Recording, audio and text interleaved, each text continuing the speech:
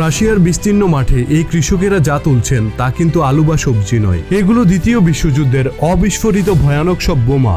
আশ্চর্যের বিষয় হলো কাপড়ের ঘর্ষণে উৎপন্ন স্ট্যাটিক ইলেকট্রিসিটি থেকে বাঁচতে এই সাহসী মানুষগুলো প্রায় পোশাক ছাড়াই কাজে নামেন। স্রেফ নিজেদের জমি পরিষ্কার করতে গিয়ে তারা প্রতিদিন এমন মরণ ফাঁদের মুখোমুখি হন। এই উর্বর মাটির গভীরে লুকানো ছিল 82 মিলিমিটারের মোটর শেল সহ অসংখ্য প্রাণঘাতী অস্ত্র। এদের নিষ্ক্রিয় করার পদ্ধতিটিও বেশ অদ্ভুত, স্রেফ আগুনে বোমা ফেলে দিয়ে দৌড় লাগানো। কখনো কখনো তারা ট্রাক্টর দিয়ে বিশাল বিশাল বোমা টেনে বের করার ঝুঁকিও নেন। কিন্তু যখন 500 কেজি ওজনের সেই দানবীয় বিধ্বংসী বোমাগুলো সামনে আসে তখন পরিস্থিতি হয়ে ওঠে শ্বাসরুদ্ধকর। সামান্য একটু নড়াচড়া মানে 500 মিটার এলাকার সবকিছু নিমিষেই ধুলোয় মিশিয়ে দেয়া। এই চূড়ান্ত বিপদে আর্মি ইঞ্জিনিয়ারদের হাতে মাত্র দুটি পথ খোলা থাকে, হয় এক শক্তিশালী বিস্ফোরণে সবকিছু উড়িয়ে দেয়া, আর না হয় কলিজা পাথর করে অত্যন্ত নিখুঁতভাবে বোমার ফিউজটি আলাদা করা। এখানে এক চুল ভুলের মাসুল হলো নিশ্চিত মৃত্যু। জীবন আর মরণের এই অবিশ্বাস্য লড়াই রাশিয়ার এই কৃষকদের প্রতিদিনের সঙ্গী। তাদের এই অকুতোভয় সাহস আমাদের সত্যিই বিস্মিত করে।